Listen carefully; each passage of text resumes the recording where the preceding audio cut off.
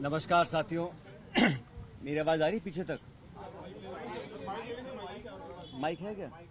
Mic ले लो। अब दे दो माइक। वो तो ले आओ। मैं थोड़ा जोर से बोलता हूँ, फिर आवाज आ जाएगी। धन्यवाद साथियों, आप सब यहाँ पर आए। सबसे पहले तो आप जानते हैं कि कल शाम को कर्नाटक राज्य में प्रचार समाप्त हुआ है और कल यानी 10 तारीख को वहां पर मतदान है। कर्नाटक में जो इलेक्शन कैंपेन हुआ और जो रुझान सामने आ रहे हैं, उसे देखकर स्पष्ट है कि वहां जनता बदलाव चाहती है और वहां की भाजपा सरकार भ्रष्टाचार में पूरी तरह लिप्त थी। और हमारी पार्टी का नेताओं का जो धुआंधार प्रचार हुआ, उसको देखकर ये बात बिल्कुल क्लियर है कि वहां कांग्रेस पार्टी 13 तारीख को जब मतगणना होगी तो बहुत भारी बहुमत के साथ वहां पे सरकार हम लोग बनाएंगे। कर्नाटक के चुनाव बहुत महत्वपूर्ण है क्योंकि यहां पर एक तरह से डायरेक्ट फाइट भाजपा कांग्रेस की है और बीजेपी ने पूरी ताकत के साथ वहां कैंपेन किया। प्रधानमंत्री, गृह मंत्री, सब नेता छोटे बड़े वहां गए, लेकिन जो मुद्दे थे उसको कांग्रेस ने उठाया और मैं समझता हूं कि वहां पर अब तक का जो बहुमत हमको नहीं मिला, उससे ज्यादा बहुमत कांग्रेस पार्टी को कर्नाटक में मिलेगा।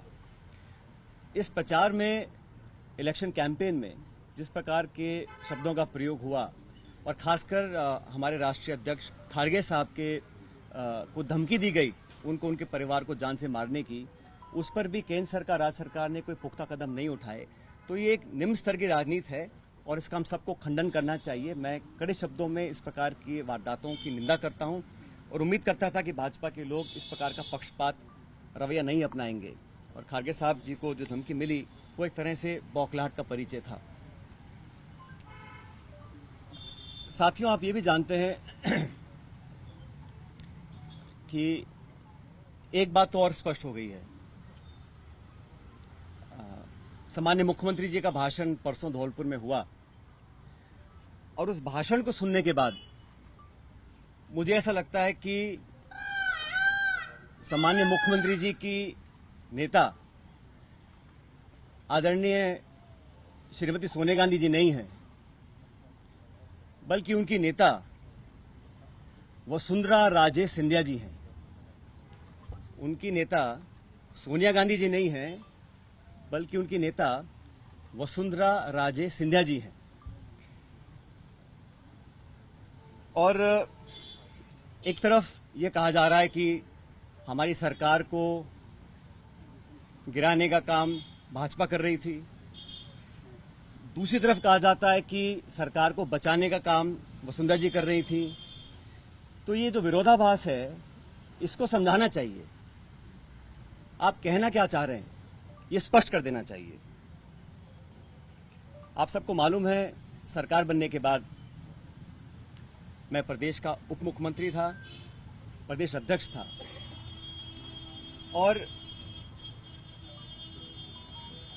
2020 में देशद्रोह, राष्ट्रद्रोह के मुकदमे में मेरे पर कार्रवाई करने की कोशिश की गई थी। अनेक ऐसे प्रकरण हुए और हम सब लोग, और मैं स्पष्ट करना चाहता हूं कि मैं और हमारे कुछ साथी सरकार में नेतृत्व परिवर्तन चाहते थे। अपनी बात को लेकर हम दिल्ली भी गए और अपनी बातों को रखा। उसके बाद अखिल भारतीय कांग्रेस कमेटी ने लगातार चर्चाएं हुई और आज वो दुनिया में नहीं है, स्वर्गीय अहमद पटेल साहब, लेकिन उनके माध्यम से सब नेताओं से मुलाकात हुई और एक कमेटी का गठन हुआ, एआईसीसी ने किया। उसमें माखन साहब, वेणुगोपाल जी और अहमद पटेल जी सदस्य थे और उस कमेटी का एक काम था। और कमेटी जब गठन हुआ उस समय हम सबकी बात सुनकर हमारी बातों को एक्सेप्ट किया गया और एक रोड मैप तैयार किया गया। बहुत सारी बातें उसमें थी, मैं उसका उल्लेख नहीं करूंगा, लेकिन कमेटी का गठन हुआ और उसके बाद से हम सब ने, चाहे वो राज्यसभा के चुनाव हो, चाहे विधानसभा में मतदान हो, पार्टी का प्रचार हो, कांग्रेस को मजबूत और ताकतवर बनाने के लिए हम सभी साथियों ने जी जान से कोशिश की और मेहनत की। और 2.5 साल का जो कार्यकाल निकला वो इस बात का प्रतीक है। अनुशासन तोड़ने का काम कभी भी किसी ने नहीं किया। मुझे बहुत कुछ कहा गया, कोरोना, गद्दार, निकम्मा आदि, और जो ये आरोप परसों लगाए गए, ये 2.5 साल से मैं आरोप सुन रहा था, लेकिन हम अपनी पार्टी को और सरकार की छवि को नुकसान नहीं पहुंचाना चाहते थे। इसीलिए मुझे लगा कि जो प्रकार का भाषण दिया गया, मैंने पहली बार देखा कि अपनी सरकार को, अपने ही विधायकों को, अपने नेताओं को बेइज्जत और बदनाम करने का काम हो रहा है। कांग्रेस के विधायकों को तो बदनाम करने का काम हो रहा है और भाजपा के नेताओं का गुणगान हो रहा है। ये समझ से परे है। इस प्रकार का जो काम हुआ वो बड़ा गलत है। और हम सब लोग जो दिल्ली में गए थे अपनी बात को रखने के लिए, किन लोगों पर आरोप लगाए जा रहे हैं? ऐसे लोग जो पब्लिक लाइफ में 30, 40, 45 साल से हैं। 3 दिन पहले मैं बाड़मेर में था। सम्मानीय हेमाराम जी 1980 से विधायक हैं। उनकी क्या छवि है, मतदाता, पब्लिक, उनके क्षेत्र के लोग उनको अच्छी तरह जानते हैं, उनकी क्या क्रेडिबिलिटी है और क्या पब्लिक लाइफ में उनका अब तक का इतिहास रहा। ओला साहब, जिनके स्वर्गीय पिताजी 1957 से चुनाव लड़ रहे हैं, बड़े बड़े पदों पर रहे, और हेमाराम जी ने तो अपने नौजवान बेटे की मौत में और याद में एक छात्रावास बनाया है। 100 करोड़ की जमीन तो उनकी बाड़मेर में, निजी जमीन को उन्होंने दान किया समाज के लिए, लोगों के लिए। पैसा इकट्ठा कर 22 करोड़ का हॉस्टल बनाया 150 बच्चों के लिए, गरीब बच्चों के पढ़ने के लिए। इन सब लोगों पर इस प्रकार के आरोप लगा देना, मैं समझता हूं बहुत गलत है, बहुत निंदनीय है, और मैं सिरे से इन बेबुनियाद और झूठे आरोपों को नकारता हूं। बहुत से साथियों को मंत्री बनाया इस सरकार के अंदर, बड़े बड़े पद दिए गए, कोई चेयरमैन है, कोई कॉर्पोरेशन में मेंबर है, कोई पार्टी के पदों पर बैठे हैं। 3 साल हो गए। ऐसे लोग जो पब्लिक लाइफ में रहे, जिन्होंने अपना नाम कमाया, जिनकी एक साख है, उन पे आरोप लगा देना कि आप चंद रुपए में बिक गए, मैं इसको बहुत गलत मानता हूं। और 3 साल से कोई कार्रवाई आपने नहीं करी, ये बहुत बड़ा सवाल उठता है।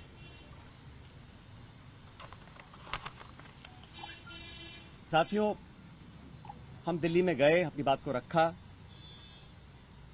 और उसके बाद सारे तथ्यों को संज्ञान में लेने के बाद हमारी अध्यक्षा सोनिया गांधी जी ने 25 सितंबर को सम्मानीय माकन साहब और सम्मानीय खड़गे जी को जयपुर भेजा था। आप सब जानते हैं वो विधायकों की मीटिंग हो ही नहीं पाई। सोनिया गांधी हमारी पार्टी के अध्यक्ष थी उस समय। उनकी जो अवहेलना हुई, उनकी जो मानहानि हुई, उनकी जो बेइज्जती हुई, वो गद्दारी थी। इतने सारे विधायक, 20, 30, 40, पता नहीं कितने विधायकों को उनकी इच्छा के खिलाफ इस्तीफा दिलवाया गया, अपनी सरकार को संकट में खड़ा करा गया। बहुत से लोग आरोप लगाते हैं कि मोदी और शाह के कहने पर इस्तीफे दिलवा दिए गए। अब ये बात मुझे बोले और मैं जाके मंच पे इस बात को बोलूं, ये शोभा देता है क्या? तो मुझे लगता है कि अब तक जो हुआ उस घटनाक्रम में वो इस बात को दिखलाता है अनुशासनहीनता किसने करी, पार्टी का डिसिप्लिन किसने तोड़ा, और सही मायने में संगठन को और सरकार को कौन मजबूत कर रहा है, कौन कमजोर कर रहा है। और अपने नेताओं को खुश करने के लिए बहुत सारे लोग तरह तरह की बातें करते हैं। कोई किसी की चुगली करता है, किसी की चुगली करता है। मुझे बहुत सारे लोग आके बहुत सारी बातें बोलते हैं कि यहाँ हजारों करोड़ का घोटाला हो गया, यहाँ ये स्कैम हो गया। इन्हीं बातों को मैं मंच पर आकर उनका बखान करूं, ये शोभा नहीं देता, ये गंभीर राजनीति का परिचय नहीं है।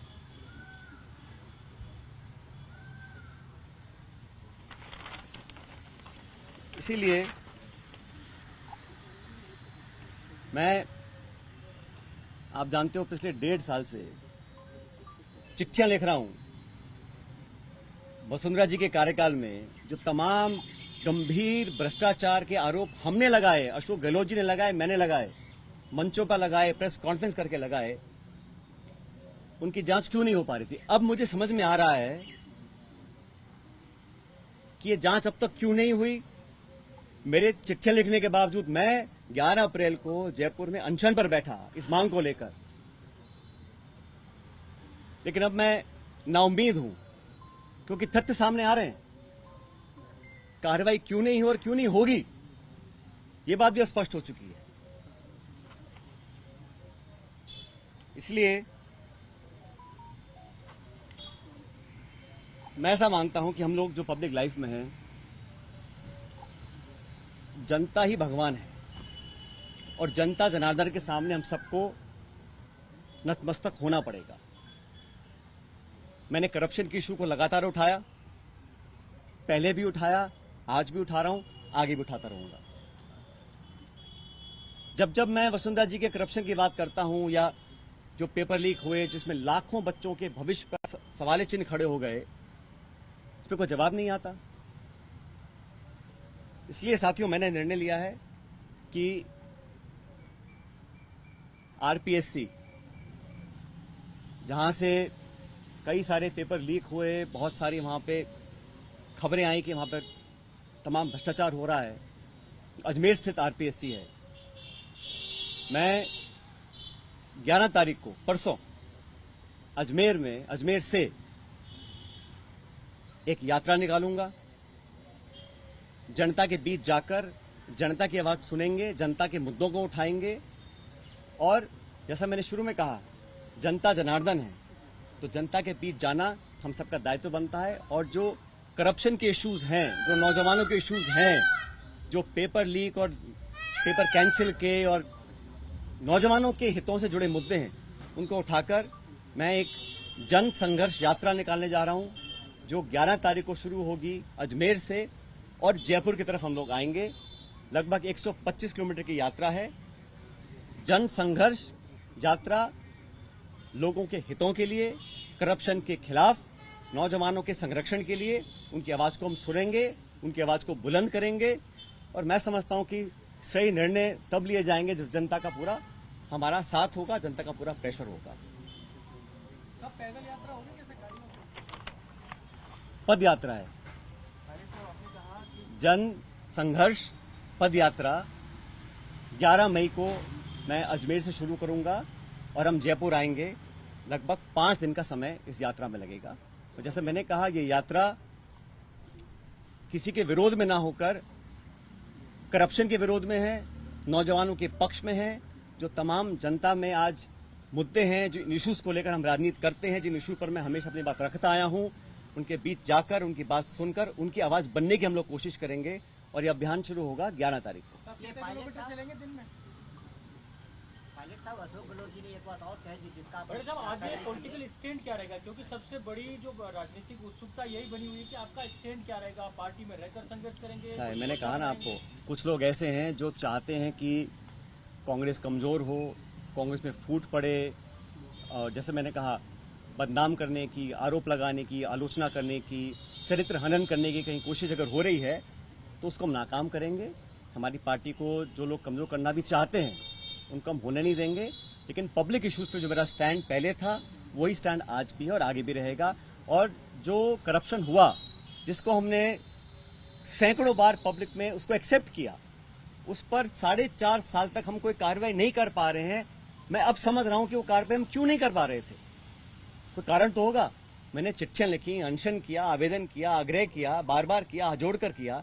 अगर कार्रवाई नहीं हो रही थी तो अब मुझे समझ में आ रहा है कि वो कार्रवाई क्यों नहीं हो रही थी। लेकिन किसी भी नेता से बड़ी जनता होती है, तो जनता के समक्ष हम जाएंगे, इन बातों को रखेंगे। और जो लाखों लाख बच्चों के पेपर कैंसिल हुए, जिनके माँ बापों ने अपना पेट काट कर उनके ट्यूशन के पैसे दिए, उनको साल 2 साल मेहनत करवाई, जो कभी ओवरेज हो सकते हैं, जिनका भविष्य के आगे उनको पता नहीं वो क्या करेंगे, जो विश्वास और जो एक क्रेडिबिलिटी होती है, अगर वो सिस्टम से खत्म हो जाएगी तो फिर आने वाला समय बहुत मुश्किल होगा। इन तमाम बातों को लेकर मैं जनता के बीच में जाऊंगा और लगातार पैदल यात्रा करेंगे अजमेर से 11 तारीख से।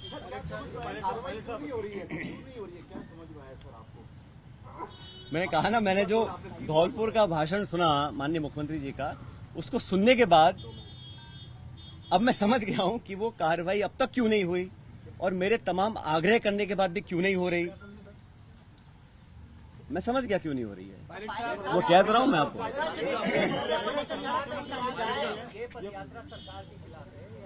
ये मैंने शुरू में कहा, ये यात्रा किसी के खिलाफ नहीं है, ये यात्रा करप्शन के खिलाफ है, भ्रष्टाचार के खिलाफ है। ये यात्रा नौजवानों के पक्ष में है, उनके हितों की रक्षा करने के लिए है और जनता के बीच हम सबको जाना भी चाहिए। हम जनता के बीच जाएंगे नहीं और हम अपने ही विधायकों को, अपने ही मंत्रियों को, अपनी सरकार को बदनाम करते रहेंगे, बेइज्जत करते रहेंगे, तो हम जनता के बीच चुनाव लड़ने कैसे जाएंगे 6 महीने के बाद। 125 किलोमीटर की पदयात्रा रहेगी, उसमें जो जन समर्थन मिलेगा उसके बाद आप निर्णय लेने की बात कह रहे हैं, कौन सा निर्णय लेने की बात? मैंने कहा है हमें करप्शन के खिलाफ कदम उठाने हैं। अब तक हम वो संतोषजनक तरीके से नहीं कर पाए हैं, तो हम पब्लिक बीच में जाएंगे और जो हमने वादे पब्लिक में किए थे सरकार बनने से पहले, उन वादों को पूरा करवाएंगे। अभी 7 महीने बचे हैं चुनाव में, 8 महीने। सोनिया गांधी नहीं है तो फिर कौन है? मैंने कहा ना आपको शुरू में ही। जो मुद्दे आप उठा रहे हो, ये तो विपक्ष ऑलरेडी उठा रहा है, इसमें नया आप क्या करने जा रहे हैं? भाई करप्शन तो कहीं पर भी हो, उसके विरुद्ध हम, चाहे वो कांग्रेस पार्टी हो, हमारी सरकार हो, हम तो खुद ही कह चुके हैं कि हमारी 0 टॉलरेंस है करप्शन के खिलाफ, तो उस पर हमें खरा उतरना है। और जो मुद्दे संज्ञान में आए थे, मैंने पूरा लिस्ट पिछली बार आपको किया था, उनमें से कहीं कहाँ कार्रवाई हुई है।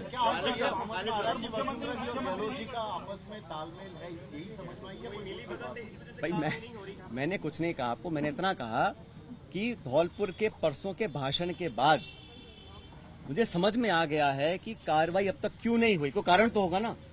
जिस बात को मैं 5 साल लगातार बोल रहा हूं, सरकार में आने के बाद नहीं कर रहा हूं, तो क्या कारण थे? वो कारण सामने आ गया। उसी भाषण में मुख्यमंत्री ने कहा कि एआईसीसी से पैसा दिलवा देंगे। उसी भाषण में मुख्यमंत्री ने कहा। इसका जब ऐसा है, मैंने आपको शुरू में कहा कि मैं किसी पे आरोप लगा दूं कि इसने 1000 करोड़ खा गया, 10,000 करोड़ खा गया, 1 लाख करोड़ खा गया, उसका कोई मतलब नहीं है। पब्लिक लाइफ में अगर तथ्य प्रमाण किसी के पास हैं तो कार्रवाई कर देनी चाहिए थी, अब तक क्यों नहीं करी? और ये जो पैसे की बात है, जिन लोगों का पूरा राजनीतिक जीवन सिर्फ पैसे के दम पर पनपा हो, शायद उनको हर चीज में पैसा नोट दिखाई देता है। ऐसा नहीं है। पब्लिक जज्बात भी कुछ होते हैं, पब्लिक वोट भी कुछ होती है, पब्लिक इमेज भी कुछ होती है। जिन लोगों की राजनीति सिर्फ पैसे के दम पर चलती आई हो, उनको हर चीज में अगर पैसा दिखता है, उसका मेरे पास कोई जवाब नहीं है। मुख्यमंत्री कह रहे हैं कि उनके पास सबूत भी हैं, ये जो पैसा लिया गया है। और मैं 3 साल से बातों को सुन रहा हूं। मैंने बार बार कहा है कि करप्शन के खिलाफ हम सबको लड़ना है। अगर किसी पे कार्रवाई करनी तो कर देनी चाहिए थी। इंतजार किस बात का है? और जिन लोगों पे आरोप लगा रहे हैं, समझना चाहिए उनकी 30, 40, 50 साल की राजनीति है। हम भी बड़े बड़े पदों पर रहे हैं, केंद्र में रहे हैं, राज्य में रहे हैं, निर्वाचित रहे हैं, पब्लिक के सामने काम किया है। अगर कोई उंगली उठा सकता है बता दे हमारे को।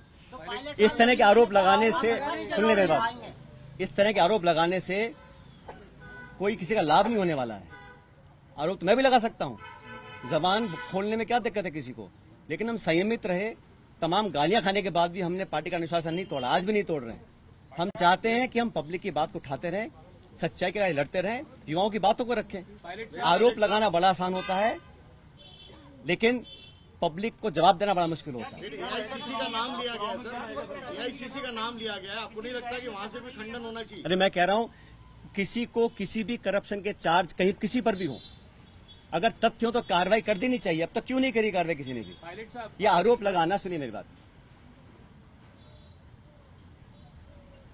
विधायकों पर, कांग्रेस के विधायकों पर, जिनके दम पर हम मुख्यमंत्री बने हैं, सोनिया गांधी जी जिनके आशीर्वाद से मुख्यमंत्री बने हैं, आप उन्हीं को बदनाम करेंगे, उनकी आलोचना करेंगे, उनको बेइज्जत करेंगे, तो पब्लिक सवाल नहीं पूछेगी हमसे 6 महीने के बाद।